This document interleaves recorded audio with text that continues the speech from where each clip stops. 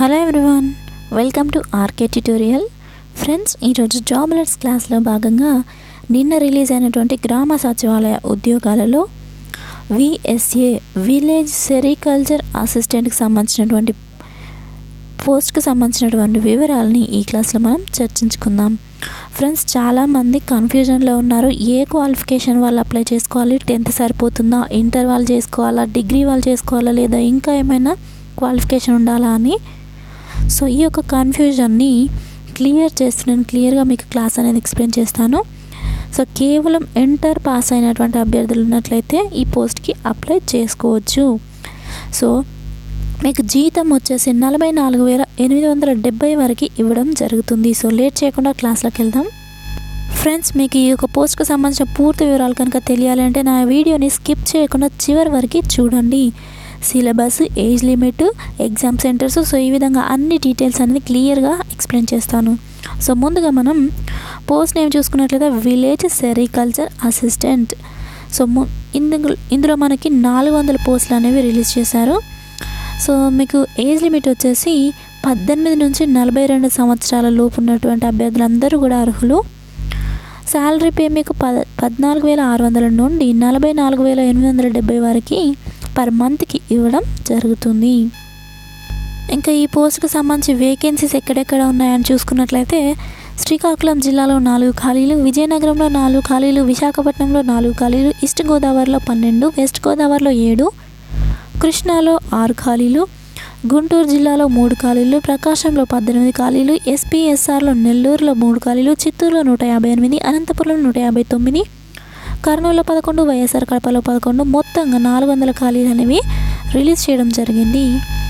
So ఇక్కడ మీకు community వైజ్గా ఏజ్ రిలాక్సేషన్ ఉంటుంది. అండ్ మీకు లోకల్ క్యాండిడేట్స్ అయితే మాత్రం రిజర్వేషన్స్ కూడా వర్తిస్తాయని క్లియర్గా మెన్షన్ చేశారు. ఇంకా ఎడ్యుకేషనల్ క్వాలిఫికేషన్ కనుక చూసుకున్నట్లయితే ఇక్కడ క్లియర్గా ఇచ్చారు. మీరు ఎలాంటి కన్ఫ్యూజ్ అవ్వాల్సినటువంటి పని లేదు. Must have passed intermediate vocational course in sericulture. So ఎవరైతే ఇంటర్మీడియట్లో వొకేషనల్ కోర్సు సెరికల్చర్ చదివి ఉంటారో వాళ్ళందరూ కూడా ఈ పోస్టులకి ఖచ్చితంగా అప్లై చేసుకోవచ్చు.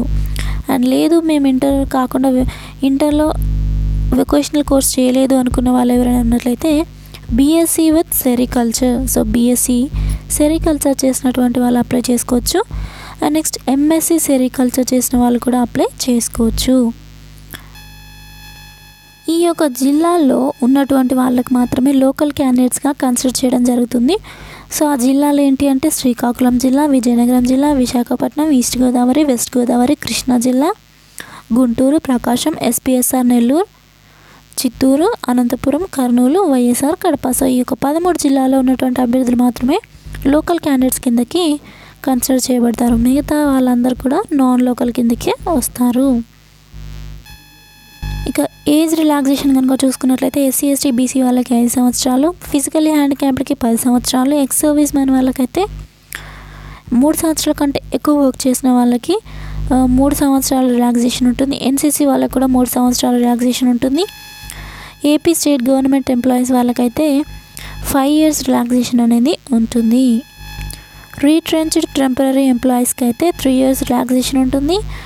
అండ్ విడోస్ క్యాండిడేట్స్ ఎవరైనా ఉన్నట్లయితే 48 years అప్పర్ ఏజ్ లిమిట్ అని ఇవ్వడం జరిగింది. And next how to apply అంటే ఎలా అప్లై చేసుకోవాలి అని కనుక చూసుకున్నట్లయితే స్టెప్ 1 మీరు ఓటీపీఆర్ రిజిస్ట్రేషన్ అనేది చేసుకోవాలి. సో ఓటీపీఆర్ రిజిస్ట్రేషన్ అయిపోయిన తర్వాత స్టెప్ 2 మీరు ఓటీపీఆర్ రిజిస్ట్రేషన్ అయిపోయిన తర్వాత మీకు లాగిన్ ఐడి, పాస్వర్డ్ అనేది జనరేట్ అవుతుంది. ఆ యొక్క లాగిన్ ఐడి, పాస్వర్డ్ని యూజ్ చేసుకొని మీరు అఫీషియల్ వెబ్సైట్లోకి లాగిన్ అయిన తర్వాత మీ యొక్క డీటెయిల్స్ ఫిల్ చేయాల్సినటువంటి ఫామ్ ఓపెన్ అవుతుంది. తర్వాత మీరు ఫీ పేమెంట్ చేసి మీ యొక్క డీటెయిల్స్ని ఫిల్ చేసి అప్లికేషన్ అనేది సబ్మిట్ చేయాల్సి ఉంటుంది. ఇక ఎగ్జామినేషన్ ఫీ కనుక చూసుకున్నట్లయితే అందరికీ 200 ఫీ అనేది కామన్గా ఉంది, అప్లికేషన్ ఫీ. అండ్ నెక్స్ట్ సపరేట్గా ఓసీ క్యాండిడేట్స్కి మాత్రం ఎగ్జామినేషన్ ఫీ 200 ఉంది. సో ఎవరైతే లోకల్ క్యాండిడేట్స్ ఉంటారో వాళ్ళకి ఈ యొక్క 200 ఫీ అనేది ఎగ్జామినేషన్ ఫీ, 200 అప్లికేషన్ ఫీ ఉంటుంది ఓసీ క్యాండిడేట్స్కి. అదే నాన్ లోకల్ ఓసీ క్యాండిడేట్స్కి అయితే 100 రూపీస్ ఎక్స్ట్రా కలిపి మొత్తం 500 రూపీస్ అనేది ఫీ పే చేయాలి. ఒకవేళ SC, ST, BC, PHC, ex service men అభ్యర్థులకు మాత్రం జస్ట్ అప్లికేషన్ ఫీ 200 మాత్రం పే చేస్తే సరిపోతుంది. సో ఈ యొక్క మోడ్ ఆఫ్ పేమెంట్ మీరు ఆఫ్లైన్లో లేదు, ఆన్లైన్లో ఉంది. Net banking, credit card, debit card ద్వారా మీరు ఈ యొక్క ఫీ అనేది పే చేయవచ్చు. అండ్ ఎగ్జామినేషన్ వచ్చేసి మీకు OMR based written examination conduct చేస్తారు. సెంటర్స్ వచ్చేసి మీకు కన్వీనియంట్గా ఉన్న డిస్ట్రిక్ట్స్లో మీరు పెట్టుకునేటువంటి వీలుంది. ఒకవేళ మీరు తొందరగా అప్లై చేసుకొని కనుక మీకు కన్వీనియంట్గా ఉన్న డిస్ట్రిక్ట్స్లో ఆప్షన్స్ పెట్టుకుంటే మీకు మీ యొక్క జిల్లాలోనే ఎగ్జామ్ సెంటర్ పడేటువంటి అవకాశం అయితే ఉంది. బ్రేకప్ ఆఫ్ వేకెన్సీస్ కనుక మీరు చూసుకున్నట్లయితే ఇక్కడ క్లియర్గా ఇవ్వడం జరిగింది. ఏ జిల్లాలో ఏ కేటగిరీ వాళ్ళకి ఎన్ని ఖాళీలు అనేవి క్లియర్గా ఇచ్చారు. సో వీటిని మీరు డౌన్లోడ్ చేసుకొని క్లియర్గా చదువుకోవచ్చు కావాలి అనుకున్న వాళ్ళు. ఇక ఎగ్జామినేషన్ ప్యాటర్న్ కనుక చూసుకున్నట్లయితే రిటర్న్ ఎగ్జామినేషన్ ఉంటుంది. పార్ట్ ఏలో మీకు జనరల్ స్టడీస్ అండ్ మెంటల్ అబిలిటీకి సంబంధించినటువంటి క్వశ్చన్స్ ఉంటాయి. సో మెంటల్ అబిలిటీ అంటే nothing but reasoning subject. And number of questions వచ్చేసి ఒక పార్ట్ ఏ నుండి 50 questions, duration of minutes 50 minutes, maximum marks వచ్చేసి 50 మార్క్స్ ఉంటాయి. Sericulture next part B sericulture subject ఉంటుంది. దీని నుండి 100 మార్క్స్ ఉంటాయి, 100 క్వశ్చన్స్, 100 మినిట్స్ ఎగ్జామ్ అనేది కండక్ట్ చేయడం జరుగుతుంది. సో ఇక్కడ నెగిటివ్ మార్కింగ్ కూడా ఉంది. 4 తప్పు సమాధానాలకి మీకు 1 మార్క్ అనేది మైనస్ చేయడం జరుగుతుంది.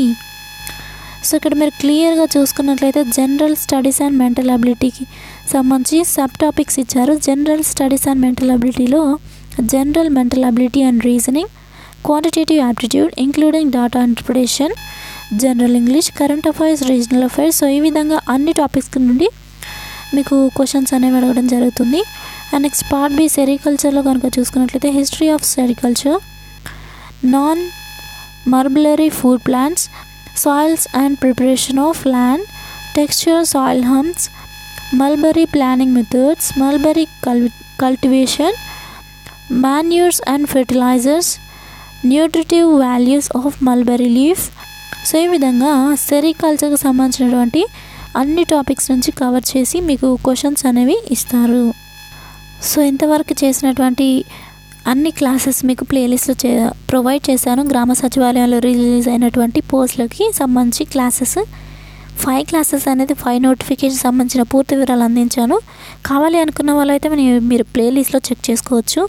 అండ్ ఫ్రెండ్స్ ఇంతవరకు చేసినటువంటి వీడియోస్లో చాలామంది అడిగారు ఏ రాష్ట్రాల వారు కూడా అప్లై చేసుకోవడానికి అర్హులు అని. సో తెలంగాణ వాళ్ళు అర్హులా కాదా అని డౌట్ ఉంది చాలామందికి. సో నాన్ లోకల్ క్యాండిడేట్స్ అని ఇక్కడ క్లియర్గా మెన్షన్ చేశారు కాబట్టి ఏపీ వాళ్ళు మాత్రమే కాదు మిగతా రాష్ట్రాల వారు ఎవరైనా కూడా అప్లై చేసుకోవచ్చు అని మీనింగ్. సో తెలంగాణ వాళ్ళు అప్లై చేసుకోవచ్చు. సో ఇక్కడ మీరు అప్లై చేసుకోవడానికి చివరి తేదీ వచ్చేసి ఆగస్టు 10. మెయిన్ వెబ్సైట్ వచ్చేసి gramasachivalayam.ap.gov.in. ఈ యొక్క వెబ్సైట్లోకి మీరు లాగిన్ అయ్యి మీ యొక్క అప్లికేషన్ని సబ్మిట్ చేయొచ్చు. సో ఫ్రెండ్స్ ఇది ఈరోజు జాబ్లెస్ క్లాస్లో భాగంగా విలేజ్ సెరికల్చర్ అసిస్టెంట్కి సంబంధించినటువంటి వివరాలు. ఫ్రెండ్స్ నా యొక్క క్లాస్ కనుక మీకు నచ్చినట్లయితే లైక్ చేయండి, మీ ఫ్రెండ్స్తో తప్పకుండా షేర్ చేయండి. మొత్తం అన్ని పోస్టులకు సంబంధించినటువంటి వివరాలని ఫ్రీక్వెంట్గా నేను అప్లోడ్ చేస్తుంటాను నెక్స్ట్ క్లాస్లో. సో కావాలి అనుకున్నట్లయితే మీరు నెక్స్ట్ క్లాస్లో ఫాలో అవ్వచ్చు. Thank you friends, thank you for your time. Have a nice day. Bye.